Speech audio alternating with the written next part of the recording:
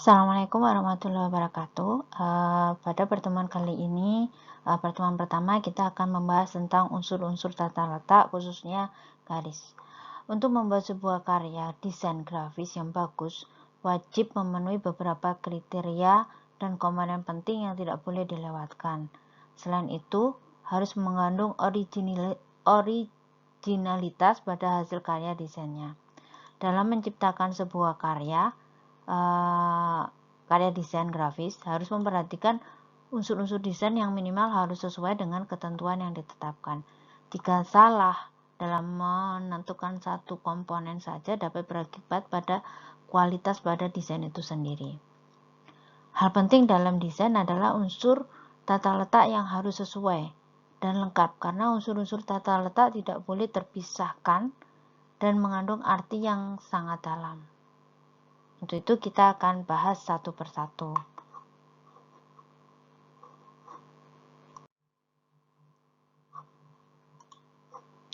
Di sini untuk kompetensi dasarnya dan tujuan dari pembelajarannya ya.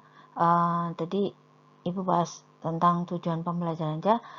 Tujuannya nanti harapannya kalian dapat menjelaskan unsur-unsur dasar tata letak dan layout itu apa saja, kemudian dapat menjelaskan unsur-unsur tata letak yang berupa garis, ilustrasi, tipografi, warna, gelap terang, tekstur, dan ruang.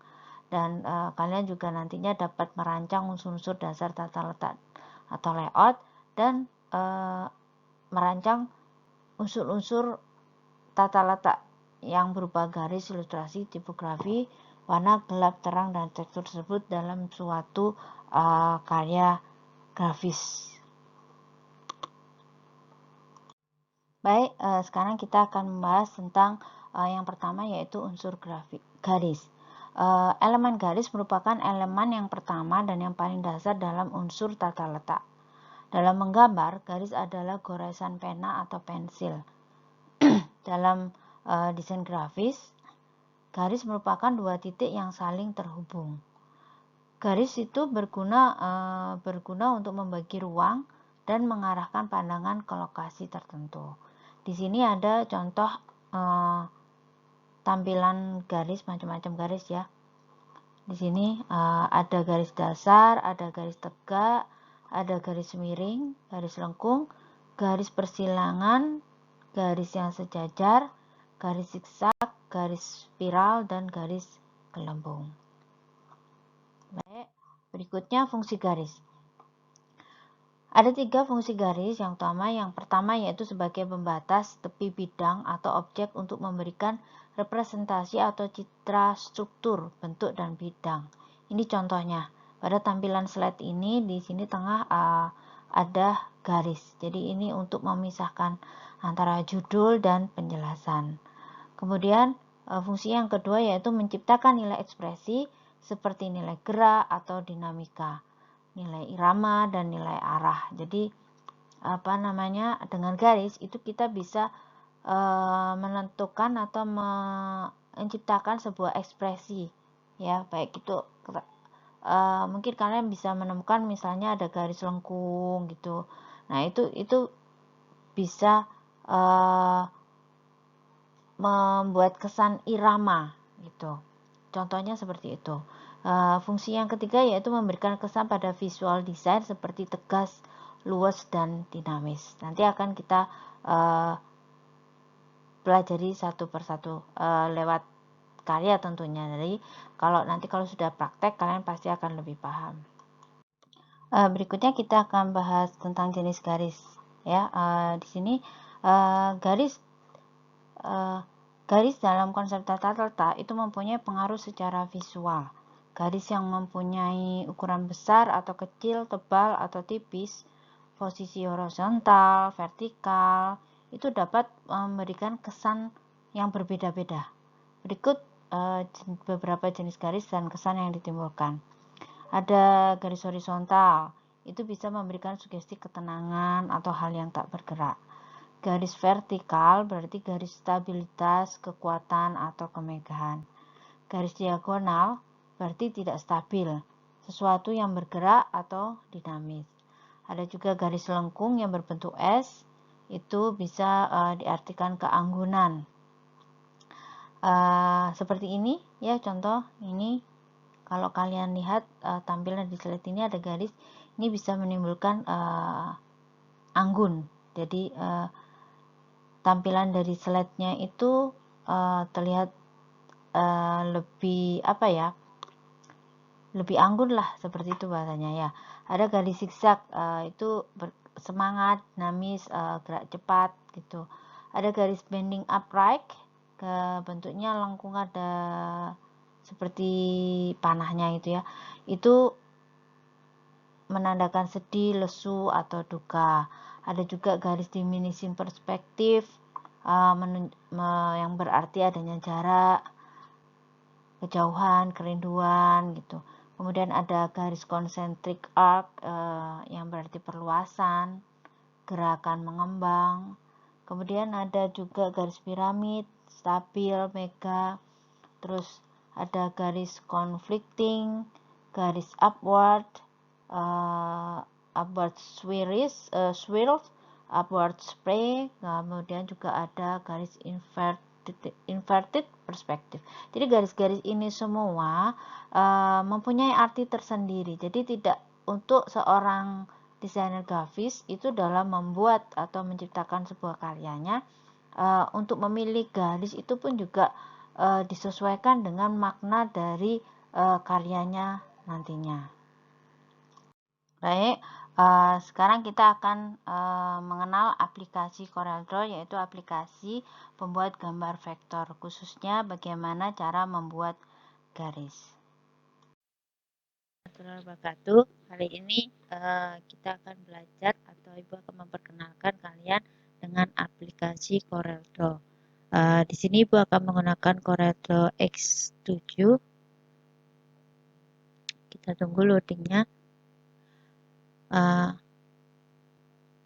ini tampilan awal dari program atau aplikasi CorelDRAW X7. CorelDRAW X7, aplikasi CorelDRAW ini berfungsi untuk membuat gambar berbasis vektor. Yang dimaksud dengan berbasis vektor yaitu gambar yang terbuat atau terbentuk dari garis dan kurva. Untuk tampilan X7 seperti ini, kalau kalian misalnya menggunakan versi yang lain boleh, karena hanya tampilan saja yang ada perubahan, tapi beberapa fungsi utamanya tetap.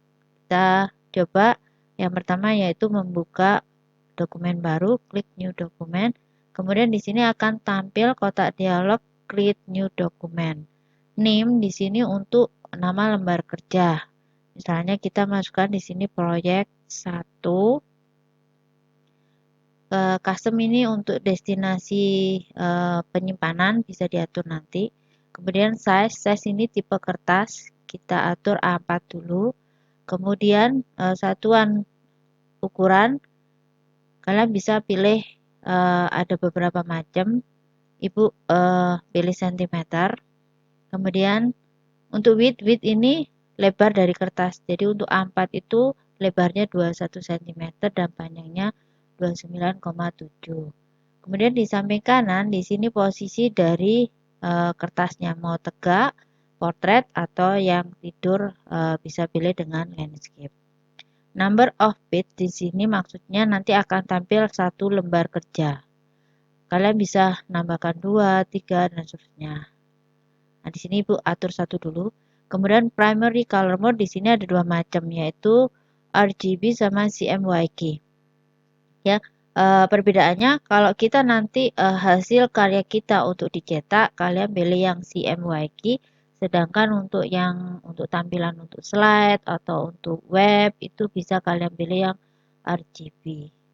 Di sini Ibu akan pilih CMYK dulu. Kemudian untuk resolusi kita pilih standar yaitu 300. Kalau sudah, klik OK. Baik, di sini tampilan sudah masuk ya. Di sini lembar kerjanya, lembar kerja di CorelDRAW yang tadi ukuran A4 ada di sini. Bagian atas ini namanya property bar. Property bar menjelaskan apa yang kita tunjuk.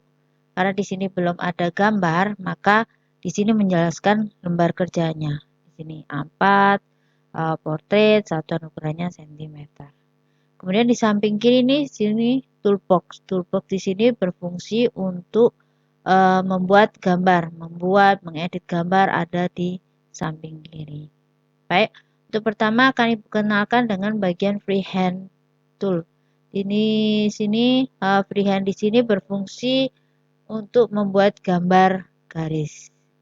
Di sini ada freehand, ada 2-point line, ada bezier, ada pen, B-spline, polyline, 3-point curve, sama smart drawing. Kita coba yang pertama yaitu freehand. Kita besarkan dulu tampilannya. Oke. Untuk membuat garis lurus dengan freehand caranya tinggal klik sekali, kemudian gerakkan mouse-nya ke arah yang diinginkan, kemudian klik sekali. Ini hanya untuk membentuk garis lurus. Untuk membuat garis lengkung atau bebas tinggal di drag saja, seperti mau membuat gambar apa gitu ya. Nah, di sini ada titik-titik, ini namanya node. Ini nanti akan bisa dirubah sesuai keinginan nanti pada bahasan berikutnya. Ini cara menggunakan freehand. Untuk membuat garis zigzag caranya seperti ini. Klik sekali, gerakkan, klik 2 kali, gerakkan lagi, klik 2 kali. Untuk memutus, klik sekali. Nah, ini akan membentuk garis zigzag. Nah, ini fungsi dari freehand. Kemudian untuk 2-point line. 2-point line tool berfungsi untuk membuat garis tunggal tanpa kurva. Jadi garis lurus, maksudnya tanpa kurva itu garis lurus. Ya. Nah, ini tanpa kurva. Terus berikutnya yaitu bezier tool. Bezier tool berfungsi untuk membuat kurva. Kalau tadi 2-point line itu tanpa kurva, bezier untuk membuat kurva. Caranya geser dulu. Klik di satu titik, kemudian klik titik berikutnya, drag.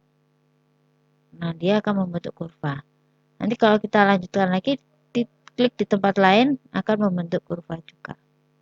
Nah, ini yang namanya fungsi dari bezier tool. Kemudian berikutnya ada pen. Pen tool berfungsi untuk menggambar kurva, hampir sama dengan bezier ya. Nanti kalian bisa coba. Nah, hampir sama dengan kurva, menggunakan bezier. Terakhir klik 2 kali untuk berhenti ya. Berikutnya ada fasilitas berikutnya ada B-spline. B-spline itu hampir sama dengan 2-point line, jadi membuat garis lurus. Kemudian polyline tool untuk membuat garis dan kurva ya, membuat garis dan kurva sama ya. Nah, gitu ya. Kemudian ada 3-point curve. 3-point curve di sini berfungsi untuk membuat kurva dengan menentukan titik awal, akhir, dan titik tengah. Nama ya, titik awal, titik akhir, dan tengah. Nah, jadi diklik, tahan, gerakkan, klik, lepas, habis itu arah kemana untuk membuat kurvanya. Gitu ya. Ini tadi beberapa fungsi dari freehand. Nanti akan kita lanjutkan dengan fungsi-fungsi yang lain. Terima kasih. Assalamualaikum warahmatullahi wabarakatuh.